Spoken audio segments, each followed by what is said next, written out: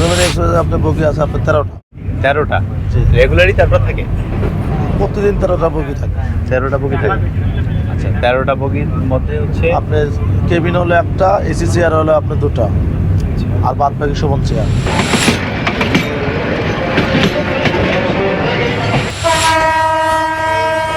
Railway স্টেশনে এই হলুদ এবং লাল সীমারেখাটি খুবই গুরুত্ব বহন করে। হলুদ লাইনটি মাঝারি সংকেত হলেও লাল লাইনটিকে সম্পূর্ণ বিপজ্জনক হিসেবে চিহ্নিত করা হয়।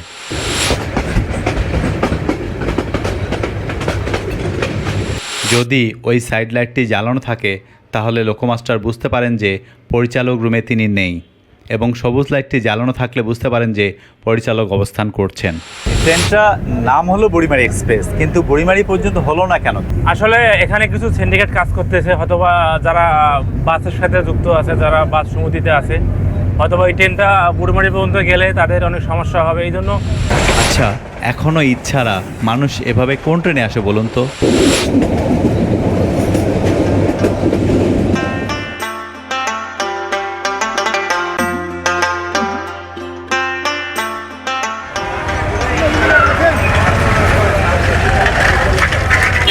হ্যালো বন্ধুরা, আসসালামু আলাইকুম। শুরুতেই একটা প্রশ্ন দিয়ে শুরু করতে চাই। এই যে স্থাপনাটি দেখছেন, যদি প্রশ্ন করি আপনারা এটাকে কি নামে চেনেন, সবাই নিশ্চয়ই এক বাক্যে বলবেন কমলাপুর রেলওয়ে স্টেশন।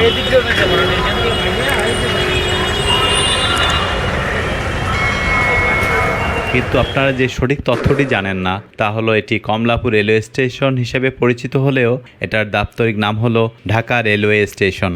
যদি প্রমাণ পেতে চান তাহলে ঢাকা থেকে টিকিট করার সময় কমলাপুর দিয়ে সার্চ দিয়ে দেখতে পারেন, খুঁজে পাবেন না।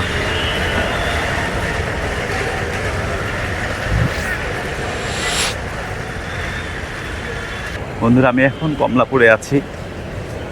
আমি আজকে যাব লালমনিরহাট, পাটগ্রাম, বুড়িমারিতে।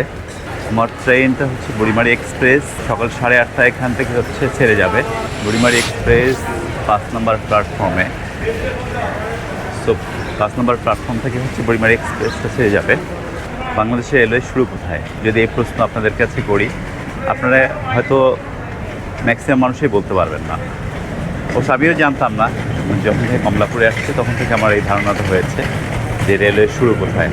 বাংলাদেশের রেলওয়ে শুরু হচ্ছে এই যে এই জায়গাটা থেকে, এইখান থেকে শুরু হচ্ছে বাংলাদেশের রেলওয়ে। এই যে এটা হচ্ছে কমলাপুর রেলওয়ে স্টেশন। একটা ট্রেন এসে এখানে ক্রসিং যা কিছু করবে সব কিছু শেষ হচ্ছে, মানে এর পরে আর এদিকে আসতে পারবে না। এটা হচ্ছে রেলওয়ে শুরু। এখান থেকেই হচ্ছে যে বাংলাদেশ রেলওয়ে শুরু হয়। ট্রেনগুলো হচ্ছে এখান থেকেই শুরু হয়, ট্রেনের শুরু উৎপত্তি স্থল।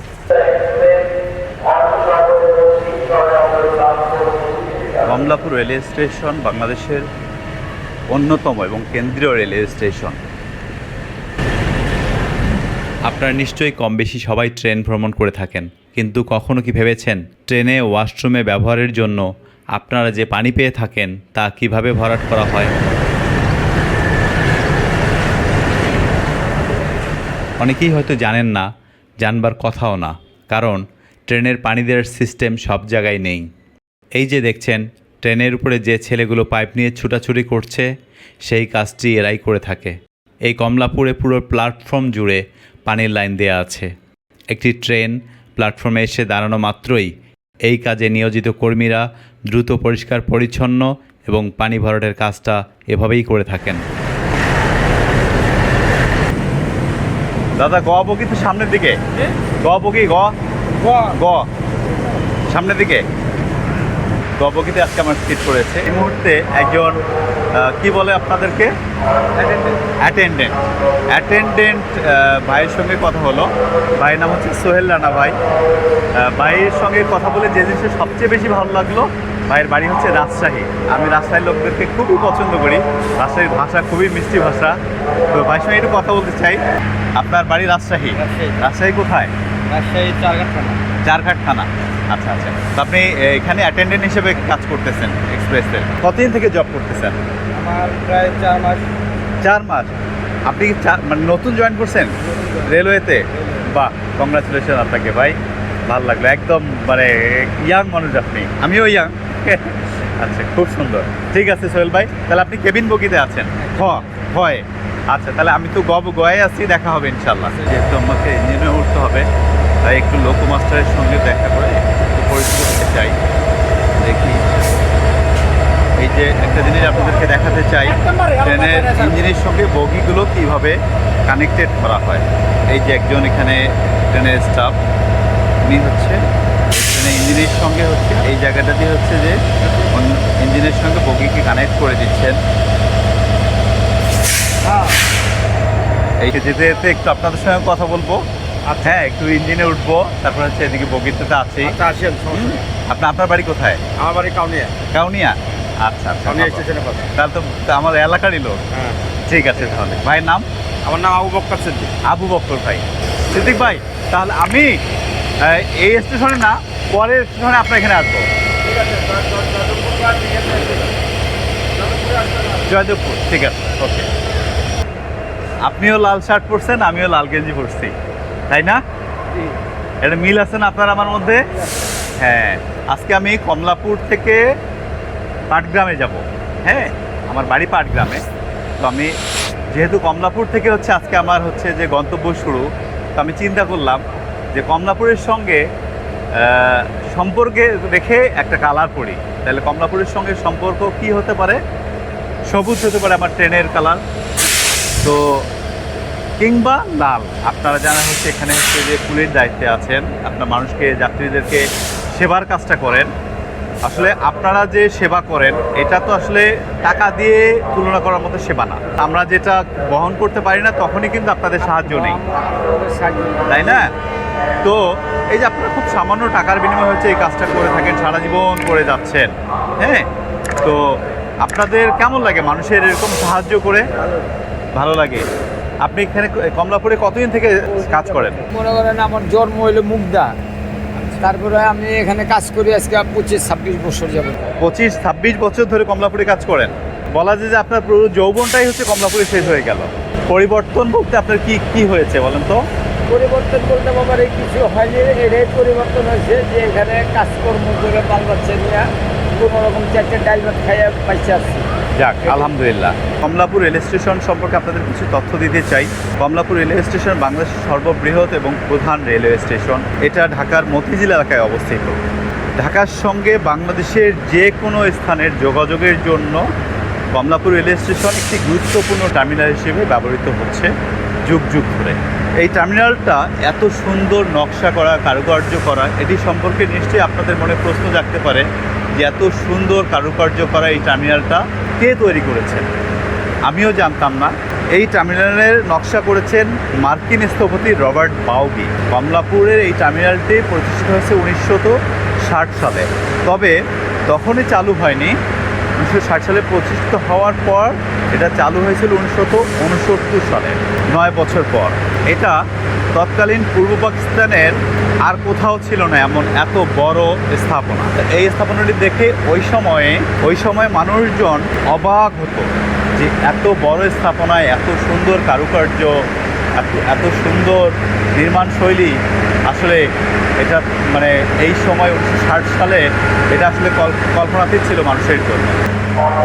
বুড়িমারি এক্সপ্রেস ট্রেনটি আমাদের লালমনিরহাট জেলার লালমনিরহাট জেলাবাসীর জন্য একটি আশীর্বাদ।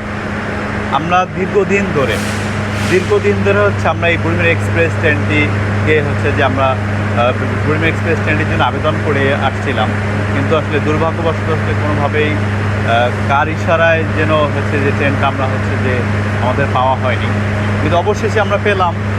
আশীর্বাদ হলেও এখনও আমাদের জন্য সেটা। হ্যাঁ, ভিডিও করি। তুমি কি করো? বাঙালি টুকাও। আচ্ছা, তুমি কমলাপুরেই থাকো? আচ্ছা, তো এখানে তুমি কোথা থেকে আসছো? আমি চিটাগাং থেকে আসছি। চিটাগাং থেকে আসছো? তোমার বাবা মা কোথায়? আমার বাবা নাই, মা আছে। মা কোথায়? মা চিটাগাং থাকে। চিটাগাং থাকে? তুমি তোমার মায়ের সঙ্গে তোমার দেখা হয়? আমি যাই না তো। যাও না? তাহলে যোগাযোগ নেই? হ্যাঁ, তাহলে তোমার মা তোমার জন্য কান্নাকাটি করে না? করে, অনেক করছে। হ্যাঁ, অনেক করছে, এখন আর করে না। এখন আর করে না? তোমার মায়ের জন্য খারাপ লাগে না? লাগে, কিন্তু আমার মা তো আমাকে নিতে চায় না। নিতে চায় না কেন? জানি না। তাই নাকি তুমি যেতে চাও না? আমি যেতে চাইছিলাম, আমি গেছিও একবার, হ্যাঁ। আমারে কাছে রাখবো না। তাই কেন? জানি না। তোমার কি সৎ মা? না, নিজের মা? নিজের মা তবুও তোমাকে নিতে চায় না? অন্যখানে অন্য কোথাও বিয়ে হয়েছে মায়ের? না, আমার মায়ের বিয়ে হয়নি। বিয়ে হয় না? বিয়ে শুধু একবার হয়েছিল, আমাকে আমাকে বলে নাই তখন। হ্যাঁ হ্যাঁ। আমার মা আমাকে তখন বলে নাই আমার মায়ের বিয়ে হয়েছিল। মানে তোমার মানে মায়ের আমার মার একটা কাজী অফিসে একটা বিয়ে হয়েছিল আমাদের মাদ্রাসায়। তাই?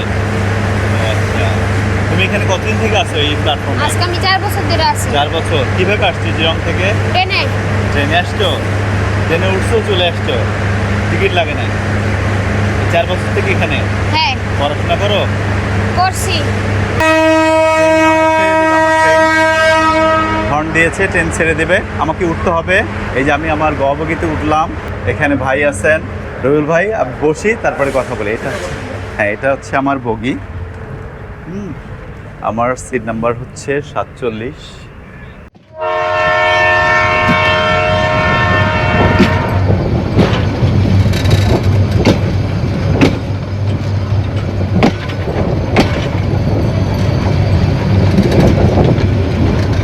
ট্রেনটি প্ল্যাটফর্ম ছেড়ে যেতেই আচমকা এই লোকটি আমার কামরার দরজায় উঠে পড়ে, কিন্তু টিটি দরজা লাগিয়ে দেওয়ার কথা বলতেই সে চলন্ত ট্রেনে কামরা চেঞ্জ করে পরের কামরায় উঠে।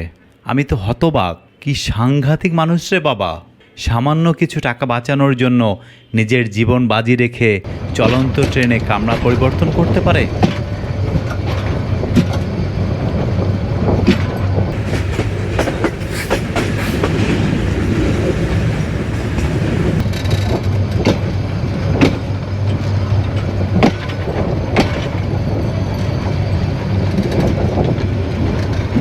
এইভাবে উঠেন কেন রিস্ক নিয়ে? আরে ভাই, মানে কি আজব তো। এটা কি ধরনের কথা ভাই?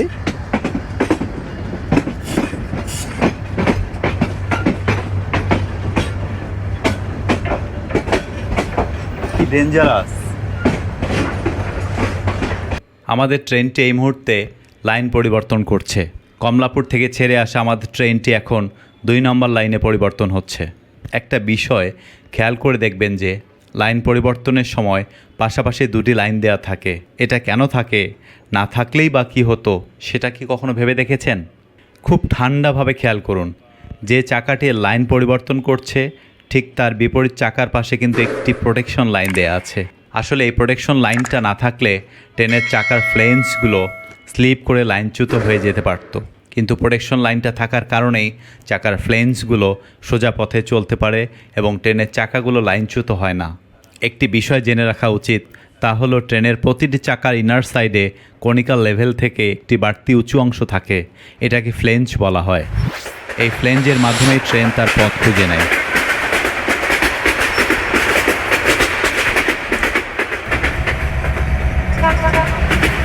এক্ষেত্রে লোকোমাস্টার বা ট্রেন চালকদের কোনো করণীয় নেই। ট্রেন কোন ট্র্যাকে যাবে তা পূর্বেই নির্ধারণ করা থাকে এবং ট্রেন সে পথেই চলতে থাকে। দেখতে দেখতে আমরা খিলগাঁও ইউলুপ ক্রস করছি এই মুহূর্তে। এখানে একটি বিষয় চোখে পড়ার মতো, তা হলো খিলগাঁও ফ্লাইওভারের ঠিক নিচেই ফ্লাইওভার ঘেঁষে একটি মাদ্রাসা ও এতিমখানা রয়েছে এবং এটার পরেই চলে এলো খিলগাঁও রেল ক্রসিং। একটি বিষয় দেখতে খুব খারাপ লাগছে, কমলাপুর থেকে খিলগাঁও পর্যন্ত রেল লাইনের পাশে ছোট ছোট অনেক খুপড়ি ঘর রয়েছে, যা ট্রেন চলাচল এবং সেখানে বসবাসরত মানুষদের জন্য প্রচণ্ড ঝুঁকির। নিশ্চয়ই এই ঘরগুলো সরিয়ে নিরাপদে বসবাস করা উচিত। বন্ধুরা, বাইরের খবর তো অনেক হলো, এবার ভিতরের কথায় আসি। বুড়িমারি এক্সপ্রেসের ওয়াশরুমটা একটু আপনাদের দেখাতে চাই। ওয়াশরুমের দরজার রঙটা কিন্তু খুব কালারফুল, গার্ড কমলা রঙের হয়ে থাকে। ভিতরে মোটামুটি মানের একটা বেসিন, একটি সোপকেস দেখতে পেলাম। টয়লেট পরিষ্কার রাখতে সহায়তা করুন, ব্যবহারের পর কল বন্ধ করুন। তার ঠিক ডান পাশেই একটি সোপকেস ও একটু টিস্যু হ্যাঙ্গারে টিস্যুও রাখা আছে। আরও ভালো দিক হলো এটা হাই কমোড। যাই হোক, বাংলাদেশ রেলওয়ের যে অনেকটা উন্নতি হয়েছে তা কিছুটা বোঝা যায়। একটি বিষয় খেয়াল করলাম, তা হলো সচরাচর তো ট্রেন দিয়ে যাওয়া হয় না, কিন্তু ট্রেন দিয়ে যেতে এলিভেটেড এক্সপ্রেসওয়ে ডাউন সাইডটা বেশ সুন্দর লাগে। ভিসে পিলারের মাধ্যমে দারুণ একটা সৌন্দর্যে রূপান্তরিত হয়েছে।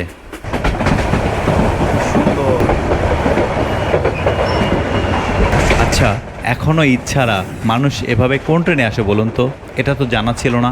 কি অদ্ভুত মানুষ, সামান্য কিছু টাকার জন্য নিজের জীবন বিপন্ন করতেও দ্বিধা করে না। ট্রেনের ছাদে ইঞ্জিনের সামনে বসেই এভাবে শত শত কিলোমিটার পাড়ি দেয় কিভাবে? ও মাই গড, ট্রেনের পেছনে একজন ঝুলে ঝুলে যাচ্ছে। কতটা ভয়ঙ্কর এরা! আচ্ছা, এটা কোন এলাকার ট্রেন কেউ কি বলতে পারবেন? কারো জানা থাকলে প্লিজ একটু কমেন্ট করে জানাবেন। পরবর্তীতে এই ভয়ঙ্কর যাত্রীদের নিয়ে নতুন ব্লগে হাজির হব আপনাদের সামনে। কুড়িল ফ্লাইওভার ক্রস করছি আমরা। ট্রেন কিন্তু ভালোই টানছে বলা যায়। আচ্ছা, এই যে দানবের মতো মেশিনগুলো দাঁড়িয়ে আছে, এগুলো দিয়ে কি করা হয় আপনারা কি জানেন? জানলে কমেন্ট করে জানাবেন। বুড়িমারি এক্সপ্রেস এই মুহূর্তে বিমানবন্দর রেলওয়ে স্টেশনে প্রবেশ করলো। বিমানবন্দর রেলওয়ে স্টেশনের একটি বিষয় খুব ভালো লাগে, তা হলো এখানেও কমলাপুরের মতো যাত্রীদের বসার জন্য প্রতিটি পিলারের গোড়ায় সিটের ব্যবস্থা করা হয়েছে। বিমানবন্দর রেলওয়ে স্টেশনে প্রচুর যাত্রীর চাপ আছে। এখানে যে মানুষজন আসছে পূজার ছুটিতে বাড়িতে যাবে, দেখেই মনে হচ্ছে পূজার ছুটিতে চাপ বেড়ে গেছে। এই এই নামো নামো।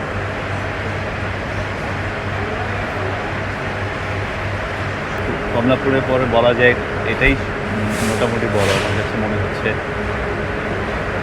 যাত্রীদের বসার জন্য অনেক, প্রত্যেকটা পিলারের সঙ্গে সঙ্গে বসার স্থান আছে। যাত্রীরা এখানে এবং মাথার উপর ফ্যান আছে, যাত্রীরা বসে আপনাদের বিশ্রাম নিতে পারেন এবং ট্রেনের জন্য অপেক্ষা করতে পারেন। আপনি এখানে কিছু মুরব্বী যাত্রীকে আপনি হচ্ছে যে লাগেজটা তুলে দিলেন, এটা তো আপনি হচ্ছে যে হেল্প করলেন, হ্যাঁ, এটা কাজের মধ্যে পড়ে? তাদের মধ্যে বলে এখন আমি ডিউটিতে আছি, উনি মুরব্বী লোক ওঠাতে পারতেছে না, আমাকে তো একটু হেল্প করতেই হবে। ওইটুকু হেল্প না করলে তো হবে না। জি। ঠিক আছে।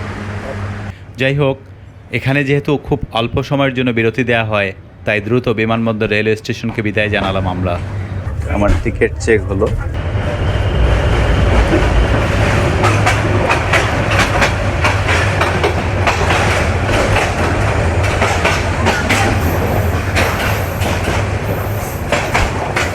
দেখতে দেখতে কসাইবাড়ি রেল ক্রসিং অতিক্রম করলো বুড়িমারি এক্সপ্রেস। আমার কাছে বাংলাদেশ রেলওয়ের অনেকগুলো খারাপ দিকের মধ্যে অন্যতম একটি সমস্যা খুব বেশি কষ্ট দেয়, তা হলো বাংলাদেশ রেলওয়ের পরিকল্পনায় ক্রসিংগুলোতে কোনো ওভারপাসের ব্যবস্থা রাখা হয়নি, অথচ পার্শ্ববর্তী ভারতেই কত দূরদর্শী পরিকল্পনা তাদের। আমি যতবার কলকাতা শিলিগুড়ি ভ্রমণ করেছিলাম, তাদের রেল ক্রসিংয়ে কখনোই ট্রেনের কারণে মানুষকে দুর্ভোগ পথে দেখিনি, কারণ তাদের প্রতিটি ক্রসিংয়েই ওভারপাস নাহলে আন্ডারপাসের ব্যবস্থা করা হয়েছে। সুতরাং মানুষের জীবনের মূল্যবান সময়গুলো কখনোই রাষ্ট্রযন্ত্রের কারণে অবক্ষয়ে পরিণত হয় না। ভাই, কোথায় যাচ্ছেন? আমরা বুড়িমারির উদ্দেশ্যে আর কি ঢাকা থেকে যাচ্ছি। কি মানে থাকেন, ঢাকাতেই থাকেন নাকি? না, আমরা ব্যবসা করি বুড়িমারিতে, আমি ব্যবসা করি, ব্যবসার কাজে ঢাকার উদ্দেশ্যে আসা। আচ্ছা, কি ব্যবসা করেন? আমি পাথরের ব্যবসা করি। ও আচ্ছা, তাহলে তো বড় ব্যবসায়ী আপনি। আপনি তো বিমানে যাতায়াত করতে পারেন, ট্রেনে কেন? ট্রেনের যাতায়াতটা বিমানের থেকে অনেক ভালো লাগে এবং ট্রেনের জার্নিটা অনেক ভালো লাগে আর কি। ট্রেনের জার্নি প্রচণ্ড আরামদায়ক। আরামদায়ক, প্রচন্ড, তাই না? জি, জি। আপনার নামটা ভাইয়া? আমার নাম হচ্ছে গোলাম রব্বানী।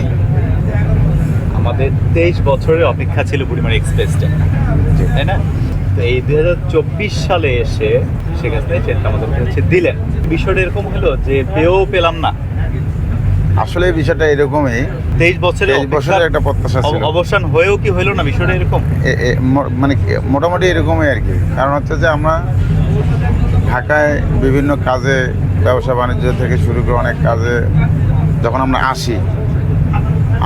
আসার পথে আমাদের হচ্ছে যে বুড়িমারি থেকে আমাদেরকে এই বুড়িমারি এক্সপ্রেস ধরা লাগে লালমনিরহাটে।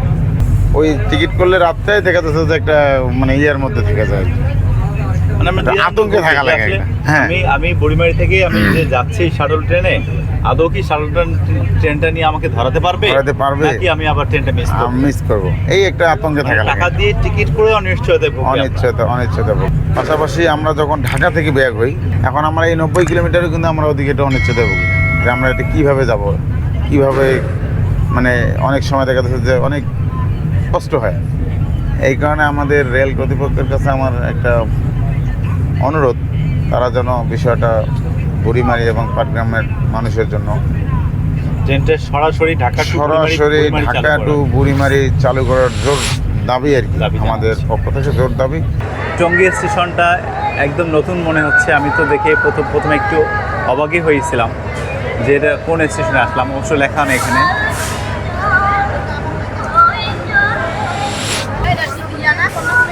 হ্যাঁ, কর্ণফুলী না, এটা বুড়িমারি এক্সপ্রেস। এটা বুড়িমারি যাবে, লালমনিরহাট। এখানে একজন চাচাকে দেখলাম একটু একটু অন্যরকম, ঠিক বুঝলাম না ঘটনাটা কি। দেখি একটু চাচার সঙ্গে একটু কথা বলি। চাচা, এটা কিভাবে কি হয়েছে? হ্যাঁ, জন্মের থেকে?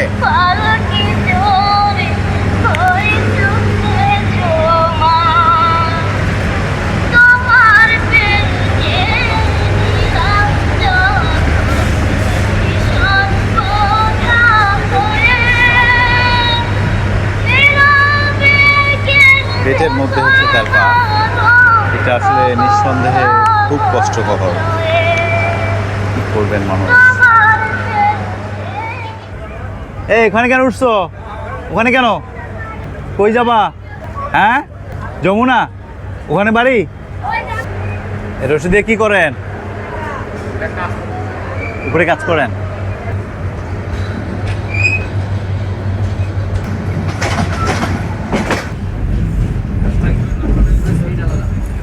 এটা কফি, তাই তো?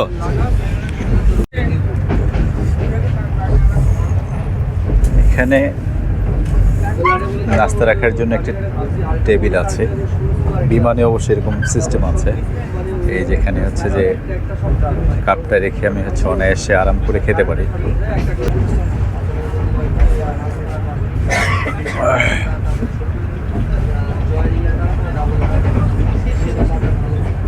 আপনি যে ট্রেনে যাচ্ছেন, এটা কোন ট্রেন? এটা হচ্ছে বুড়িমারি এক্সপ্রেস। বুড়িমারি এক্সপ্রেস। এই ট্রেনটা নাম হলো বুড়িমারি এক্সপ্রেস, কিন্তু বুড়িমারি পর্যন্ত হলো না কেন? আসলে এখানে কিছু সিন্ডিকেট কাজ করতেছে, হয়তোবা যারা বাসের সাথে যুক্ত আছে, যারা বাস সমিতিতে আছে, হয়তোবা এই ট্রেনটা বুড়িমারি পর্যন্ত গেলে তাদের অনেক সমস্যা হবে। এই জন্য এই যে বৈষম্যটা আর কি, হয়তোবা এটা সিন্ডিকেট একটা আছে, হয়তোবা টাকা দিয়ে এটাকে দমনে রাখা হয়েছে।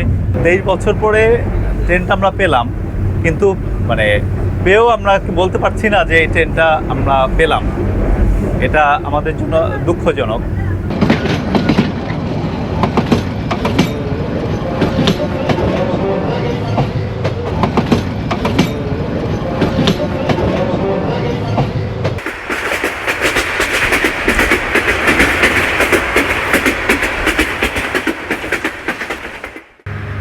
এখানে 10 মিনিটের মধ্যে একটু আমাদেরকে অপেক্ষা করতে হবে। 10 মিনিটের মধ্যে আমরা একটু চা পানি খেয়ে নেই। এটা ছোট্ট একটি প্ল্যাটফর্ম, মহেরা স্টেশন।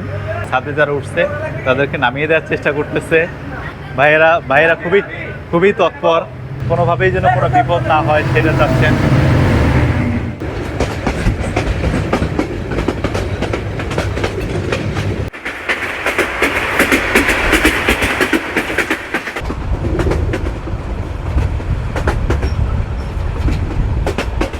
বিভিন্ন পেশায় হচ্ছে এই চালকদের বিভিন্ন নাম। নর্মালি আমরা তো ধরেন যে কোনো চালকের ড্রাইভার বলি, কিন্তু আপনাদের একটা সুন্দর নাম আছে, এই নামটা সাধারণ মানুষরা জানে না আসলে। না, এটা জানে না। এবং নামটা খুবই ইন্টারেস্টিং, আমার কাছে খুবই ভালো লাগে নামটা। নামটা কি একটু বলেন তো? লোকো মাস্টার। লোকো মাস্টার। এখানে লোকো মাস্টার বলার একটা কারণ আছে, পুরো ইঞ্জিনটা সম্বন্ধে সে জানতে হবে। আচ্ছা এটার কারণে তাকে লোকো মাস্টার বলে। আচ্ছা। এখানে বিভিন্ন সেক্টর আছে, ইঞ্জিনের কয়েকটা পার্ট আছে, এই কয়েকটা পার্ট মিলিয়ে একটা লোকোমোটিভ হয়। ইঞ্জিন একটা আছে, কম্প্রেসর একটা সাইড আছে, ইলেকট্রিক একটা সাইড আছে, এরকম বিভিন্ন সেক্টর মিলিয়ে একটা লোকোমোটিভ তৈরি হয়। আর এটা পরিচালনার জন্য একে লোকো মাস্টার রাখা হয়েছে, আর নামটাও লোকো মাস্টার।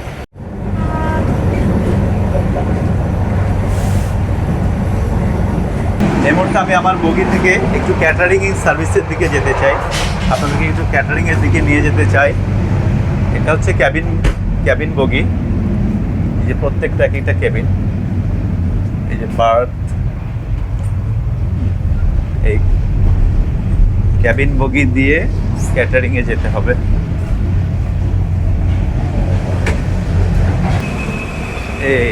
এটা হচ্ছে ক্যাটারিং বগি। এটা কি খাবার বগি বলে না? খাবার বগি, আচ্ছা। কিন্তু আমি এর আগে একটা খাবার বগিতে উঠছিলাম, ওইটা আরো একটু বেশি সুন্দর আমার কাছে মনে হয়েছে। চট্টগ্রাম লাইন না, এই বুড়িমারি এক্সপ্রেসেই উঠছিলাম। ও না, সরি, ওটা ছিল রাজশাহীর। এইখানে একদম গরম খাবার, এই যে দেখেন ধোয়া উঠতেছে এখান থেকে, এই যে এই যে ওভেনে হিট করে খাবারগুলো সার্ভ করা হয়। পানি গরম করে আমাদেরকে হচ্ছে সার্ভ করেন ক্যাটারিং সার্ভিসের ভাইয়েরা। এইটা হচ্ছে একদম খাবার বগির স্টোর রুম বলা যায়। চিকেন বিরিয়ানি কত করে? 190 টাকা প্যাকেজ। আচ্ছা, মানে 190 টাকা চিকেন বিরিয়ানি এক্সপেন্সিভ হয়ে যায় না? একটু বেশি হয়ে যায় দাম? স্যার আমাদের পানি, টিস্যু, চাবিজ প্যাকেজ। ও একদম সব কিছু মিলে। আচ্ছা তাহলে ঠিক আছে। আপনার নাম মামুন ভাই? বাড়ি কোথায়? বাড়ি সান্তাহার। শান্তাহার। আপনি খাবার বিক্রি করেন, আপনি ক্যাটারিংয়ের দায়িত্বে আছেন। আপনি নিজে খান না? খাই। আপনি খেন? আমরা তো মাল তুলে খাই আগে। আচ্ছা, না কিন্তু এমনি কি আপনি মানে নর্মালি মানুষ কি করে, জব করলে বাসা থেকে খাবার নিয়ে এসে খায়? আপনি কি বাসা থেকে খাবার এনে খান নাকি এই খাবারই খান? আমরা এই খাবারই খাই। আমাদের চিকেন ফ্রাই করে নিয়ে আসি লালমনিরহাট থেকে, গাড়িতে উঠে আমরা আগে খাই, তারপরে বিক্রি করি। খাই এখানে মানে কি হয়? মানে লাইনের যে চাকাগুলো চেক দিয়ে এগুলো করে না, হ্যাঁ। এগুলো এখানে হয়। আচ্ছা আচ্ছা, এই জন্য এখানে দাঁড়াইলো। হ্যাঁ, এই জন্য দাঁড়ায়। মানে সেতুতে তো ওইগুলাতে কাজ চলছে, হ্যাঁ, সেতুর স্টেশনগুলোতে কাজ চলছে, সেতুর চেকটা এখানে হয়। এনে কতক্ষণ দাঁড়াবে? এখানে চেক শেষ হলে ছেড়ে দেবে গাড়ি। মানে আনুমানিক কতক্ষণ? মানে 5 থেকে 10 মিনিট। টাঙ্গাইল স্টেশনে এসে দাঁড়িয়েছি। এখানে আসার পরে ওয়েদারটা একটু মেঘলা আকাশ, হালকা বৃষ্টিও পাচ্ছি। টাঙ্গাইলে এখানে চেক হবে, চেক হওয়ার পরে আবার হচ্ছে ছেড়ে যাবে ট্রেনটি।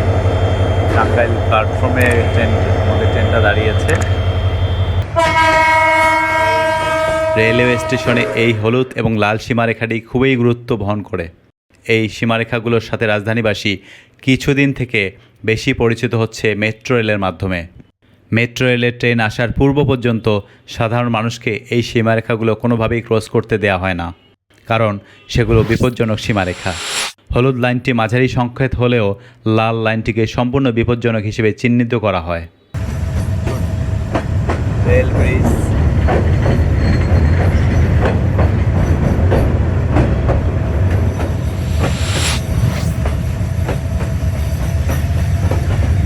এই মুহূর্তে যে দরজাটি দেখতে পাচ্ছেন সেটা হলো ট্রেন পরিচালকের রুমের দরজা। সাধারণত একটি ট্রেনে একটি পরিচালকের রুম থাকে এবং সেটা ট্রেনের পেছনে থাকে, কিন্তু আজকের বুড়িমারি এক্সপ্রেসে কেন জানি না ইঞ্জিনের সাথে লাগোয়া অতিরিক্ত একটি পরিচালকের রুম রাখা হয়েছে। অবশ্য সেটা আমার না জানলেও চলবে, কিন্তু মজার বিষয় হলো এটা আমার জন্য উপকার হয়েছে। না হলে হয়তো জানাই হতো না ট্রেন পরিচালকের রুমে কি কি থাকে। যাই হোক, এখানে একটি মিটার ও একটি ব্রেক হ্যান্ডেল দেখতে পাচ্ছি। এগুলোর কি কাজ তা অবশ্য আমার জানা নেই, তবে ইনশাল্লাহ আগামীতে ট্রেন পরিচালকের কার্যক্রম এবং তাদের জীবনের গল্প নিয়ে হাজির হব নতুন কোনো ভিডিওতে। তবে পাশেই যে টেইল এবং সাইড লাইটের দুটি সুইচ দেখতে পাচ্ছেন সেটা সম্পর্কে আমার কিছুটা ধারণা আছে। টেইল লাইট হলো পরিচালকের বগির পেছনে একটি লাল লাইট থাকে, যেটা জ্বালানো থাকলে স্টেশন মাস্টার বুঝতে পারে যে এই ট্রেনে সমস্যা রয়েছে। আর সাইড লাইট হলো ট্রেন পরিচালকের দরজার পাশেই এই লাইটটি থাকে, যেটা লোকোমাস্টারের দৃষ্টিগোচরের জন্য ব্যবহৃত হয়ে থাকে। যদি ওই সাইড লাইটটি জ্বালানো থাকে তাহলে লোকোমাস্টার বুঝতে পারেন যে পরিচালক রুমে তিনি নেই, এবং সবুজ লাইটটি জ্বালানো থাকলে বুঝতে পারেন যে পরিচালক অবস্থান করছেন। এছাড়াও এই রুমে একটি মাত্র চেয়ার রয়েছে পরিচালকের বসার জন্য, সেই সাথে একটি টেবিল রয়েছে তার প্রয়োজনীয় কাগজপত্র রাখা এবং লেখার জন্য। একটি ওয়াশরুমও রয়েছে পরিচালকের ব্যবহারের জন্য। আরও একটি অতীব গুরুত্বপূর্ণ জিনিস রয়েছে, তা হলো হ্যান্ড ব্রেক। জরুরি প্রয়োজনে ট্রেন পরিচালক চাইলেই একটি ট্রেনকে থামাতে পারবেন এই হ্যান্ড ব্রেকটি ঘুরিয়ে।